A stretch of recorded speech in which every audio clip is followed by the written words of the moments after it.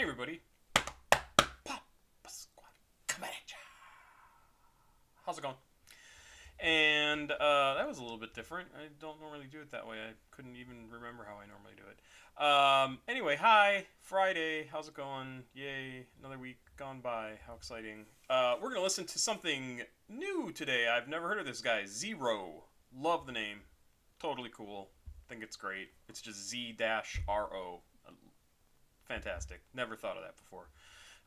That seems like I'm being flippant or sarcastic or something. No, I actually think it's a really cool name, and I'm totally going to steal it for some game or something. I think it's great. Anyway, somebody commented today. I just had their name, Northern Ryden, I think it was. Had just stumbled upon the channel, had something nice to say, and said, "Oh, hey, you need to check out Zero and the song Look What You Did to Me." Zero is Joseph Wayne McVeigh the fourth, born January 1977, better known by his stage name Zero and the Mo City Don. Mo City. Why is it Mo City? He's from Houston. Is Houston Mo City? Because I think of Motown but I don't know. I'll have to look that up. Yes, from Houston, Texas. He was named one of America's most underrated rappers by the New York Times in 2007. He's been active since '94, so would have been pretty young, only 17 years old, and is still making music. Looks like his first track must have come out in about 74 or 94. Is that right? Village Voice. Critically acclaimed Rap-A-Lot debut titled The Life of Joseph W. McVeigh. Does it give me a year? 2004. Yep, there we go. No, is that right? It was released February? Yeah, 2004. Okay. So he must have been locally rapping and kind of working up through the whole, performance thing for the first, sounds like 7 years. And has been around since about 2004 making music. And we're going to listen to Look What You Did to Me. Let's blow this up. I've already set the sound, so it should be good. And I'm kind of curious as to what this sounds like. It's mid-2000s. I don't really have a good sense of the mid-2000s in terms of the style of music, other than I know Eminem was super popular during that time period. And maybe Black Eyed Peas, or was that even before that? I don't remember exactly. But let's see what this sounds like. I'm sure it's underground, very not mainstream. So totally interested to hear it. They tell me put the dope down, and it won't hurt no more. I like the feel of this. It's very it's kind of light and has good, just kind of feels nice, but then his voice is very very smooth, very kind of butterscotchy, and fills in all the gaps in the background music, which is already pretty full. So it's a really nice kind of, I don't know, kind of a quicksand of sound. It sounds very cool. They tell me put the dope down, and it won't hurt no more. But the only thing I really seem to understand is murder mode. They tell me keep my trigger finger easy. I open up your body, too many casualties around here. Dead bodies are found here, and I can't get caught up. Preacher, can you save me? They said it was gonna get greater later, but now I can't help but to think that it ain't. But a nigga was filled with this life, thinking about running over the blade across my wrist. I like that a lot. I like the intro, kind of singing about, basically, from what I kind of half remember, because I started thinking about it, was sort of making bad decisions and trying to tell people not to do that, or I think that's where it's going to go. Gonna get greater later, but now I can't help but a little bit more. Sorry.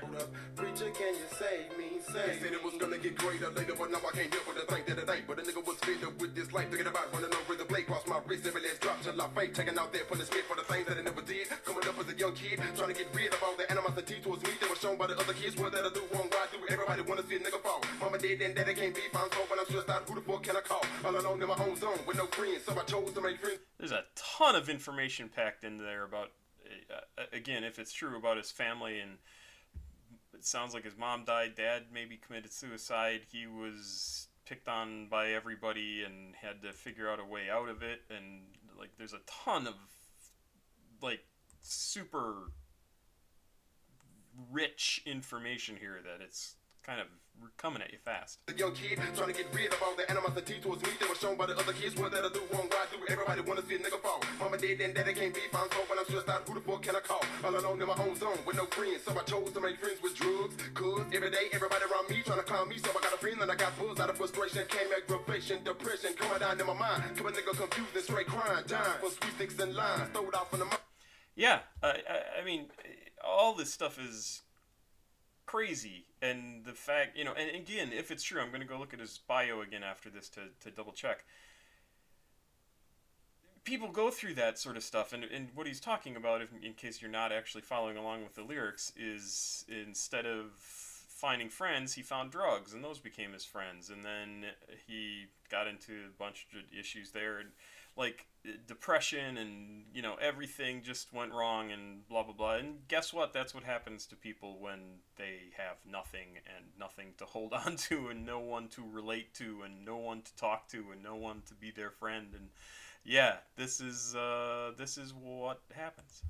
Trying to wonder why through Jesus that this keep happening to a nigga that steady be on his knees and begging him, please have mercy on me. Find a nigga up here the way. What if I now I'm to the point somebody better take this infrared away? Cause it been on too long and I gotta be the chrome and I want you to come and look and see the monster that you created. Nigga, what you did to me. They tell me all the liquor ain't good for me, but it drowns out the vision of my casket. It's either my life or your life, that's right. I'm gonna let you have it. Everyday haters can't understand the way I move my hands in ways not known to man. Cause I can't get caught up. Preacher, can you save me, save me? Gonna be the invisible, individual nigga that got a bit more vehicle, baby. Got a head above one hit, a quarter knock out bigger motherfucker boss, more skills with a trigger. Shoots good missiles, dropping a ball, checking hand grenades, C4s explode. Would have been sleeping on the same bench for 9 days, dipping up a hot water in Cheerios. Here it goes. My dick back never grow. Nigga, mom was a thinking those that put it for fist and pose to those that acted like this. Man,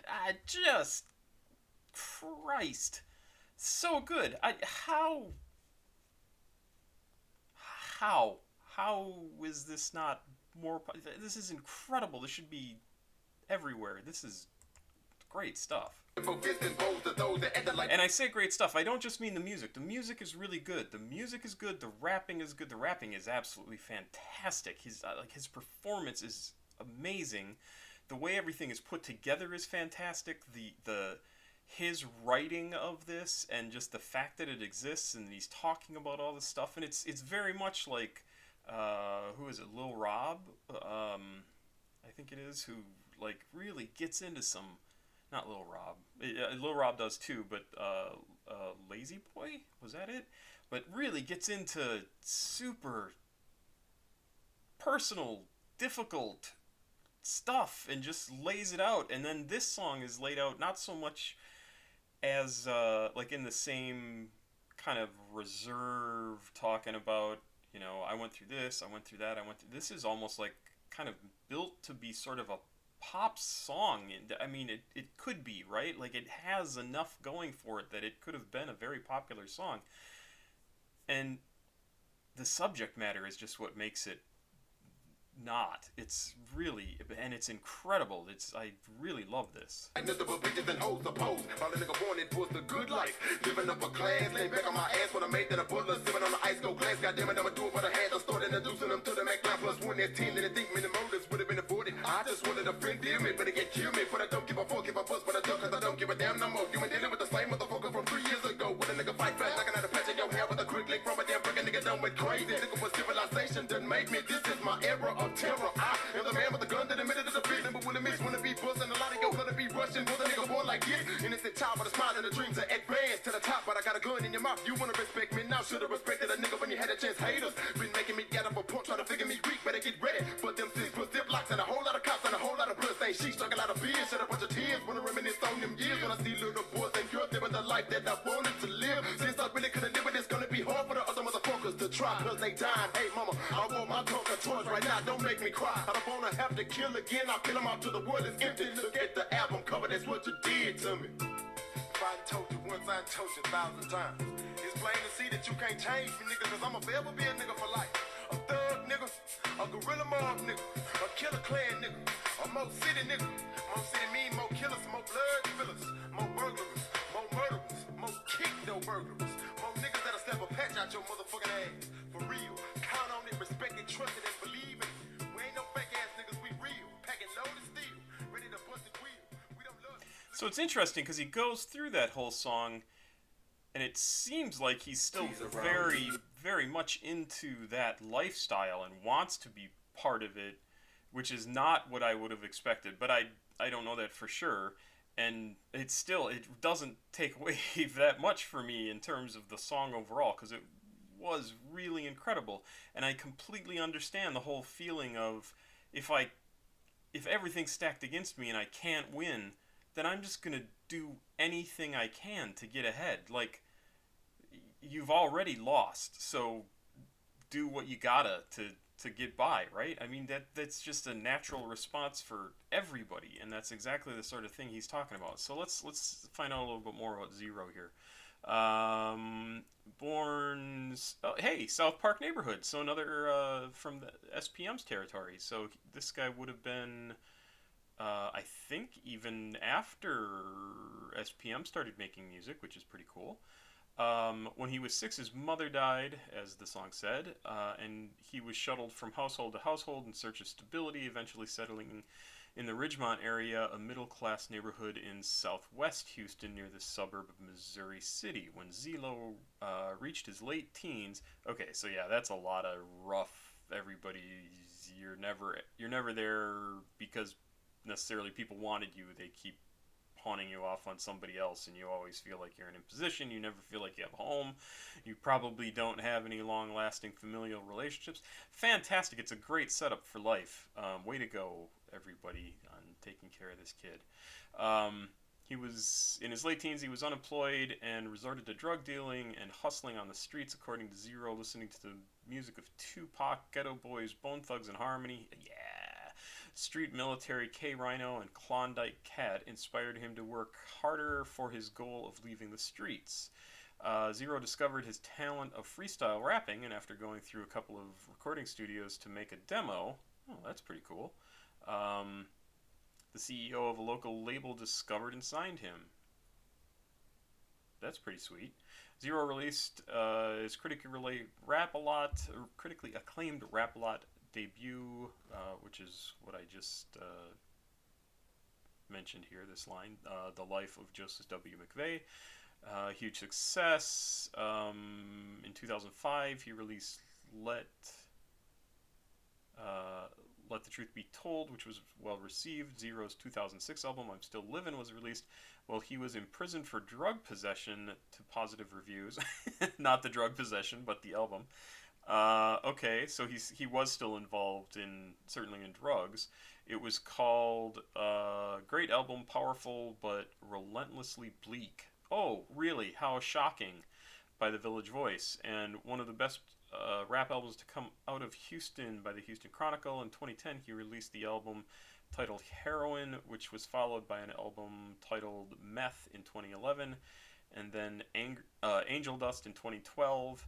Zero, wow, he's like totally going on this drug theme, which I hope the guy survives. What else is going on with him here? In 2021, Zero, along with SUC rapper Mike D, released a collaboration album titled the number 2, The Hard Way, with appearances from blah blah blah, doesn't matter, Klondike Case. So yeah, looks like he's still making music. In 2017, he was arrested, and grand jury dropped the felony charges against him, and misdemeanors was filed instead. So big deal. Interesting. Yeah, there's no reason this guy should be creating happy-go-lucky, super nice music. He had a completely hard life that the fact that he's able to walk around and have any relationships is probably pretty remarkable because he probably didn't have really good examples of it and like people to mimic. I mean, at least he got 6 years with his mom, but I don't know what that relationship would have been like either. So, I don't know. I think he's a remarkably good writer, rapper, performer. This was really great. So, I would look forward to hearing more from him. Pop Squat, please like, subscribe, and share. Check it out. I did that all wrong, too. What's wrong with me today?